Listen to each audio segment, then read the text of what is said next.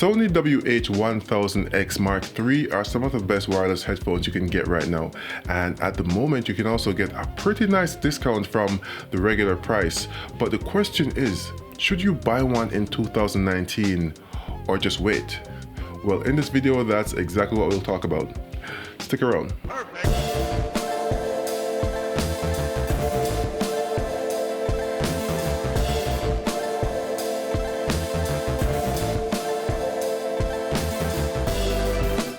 Hey guys, it's the Villaman here, home theater enthusiast and all-around tech lover, and on this channel we do real-world reviews, demos and comparisons of the tech that entertains you. So if you're new here and you're into that, then hit the subscribe button and come along for the ride.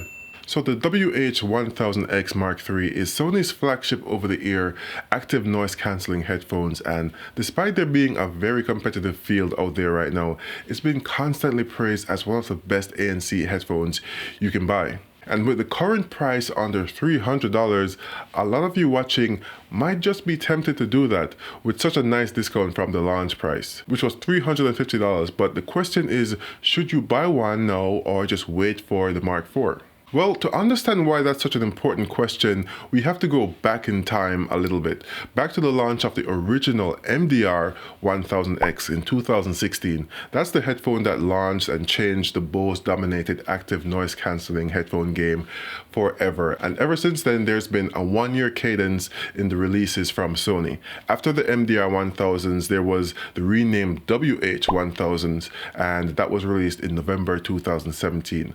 Then this WH-1000XM3 that was launched in August 2018, and that was it.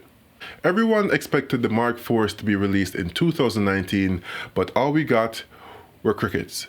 Well, that and the WF-1000XM3, that's their in-ear active noise cancelling earbuds, which sound a good deal better than crickets, I've heard. And it's interesting that Sony also called those the M3s when there wasn't really a predecessor. They had the first WF-1000X released in 2017, but that was it. So it's clear that Sony released and named it so that it would have parity with its over-the-ear cousin.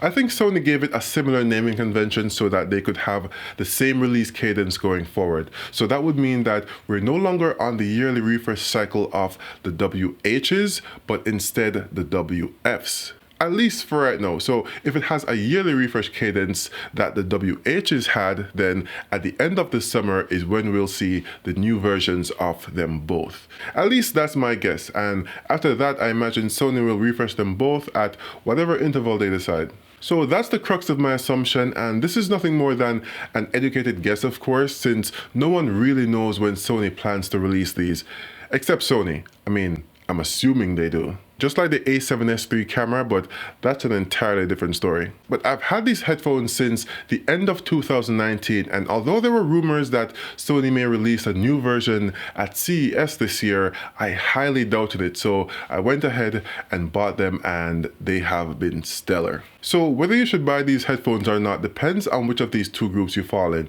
The I want these headphones and I'd be happy with a discount group, or the I want these headphones but I'm scared that if I buy them right now then Sony will release a new version next month group.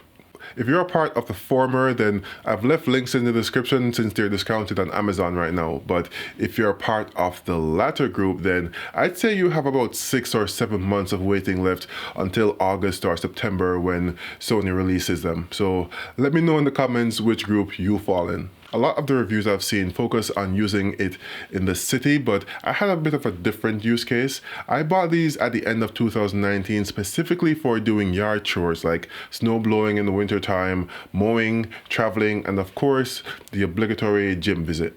Before that, I use AirPods, but to hear what's really being played in those situations, the volume would have to be really high, and that's definitely not good for your long-term hearing. So I wanted something that could cancel all the noises associated with those activities, so I could, hear now and hear later, since I wouldn't have to play the music as loudly anymore. So the first real test I put this thing through, I was actually snowblowing, and my snowblower is a beast, and the engine gets really loud when it's doing its thing, especially if there's a lot of snow. But with the headphones on, I could barely hear a thing. I mean, I heard enough to know that it was actually on, but beyond that, the music took center stage, and that's exactly what I was expecting. The noise cancelling works very well. Not only noises with repetitive frequencies like an airplane engine or a snowblower, it does a decent job cutting out voices too.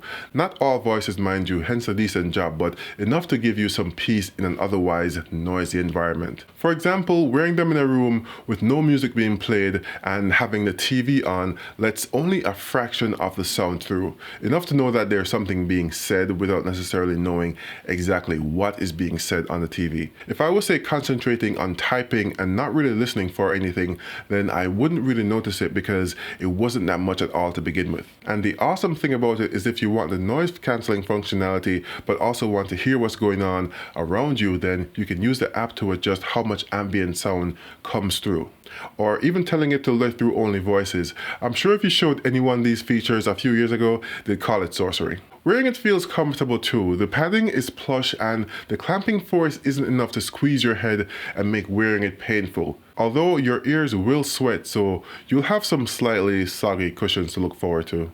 How you feel about the actual quality of the sound that this thing produces will be a bit subjective though, because Sony loves their bass. They even market their headphones with the extra bass moniker, and you can tell with this because the sound is a bit amplified in the low end. Vocal sometimes takes a back seat because the bass can be so much at times, a bit too much even. I like a lot of bass in my home theater, but for music I prefer it to be as neutral as possible. But the app not only lets you customize the sound of the headphones to the shape of your ears, but it also lets you adjust the EQ setting. It has 8 preset EQs and 3 custom EQs.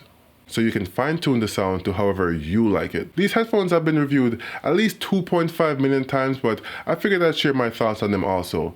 Let me know in the comments your thoughts on these headphones or active noise cancelling headphones in general. Don't forget to like the video if you liked it and subscribe if you haven't. Thanks for watching, and until next time, this has been your friendly neighborhood Villaman saying peace.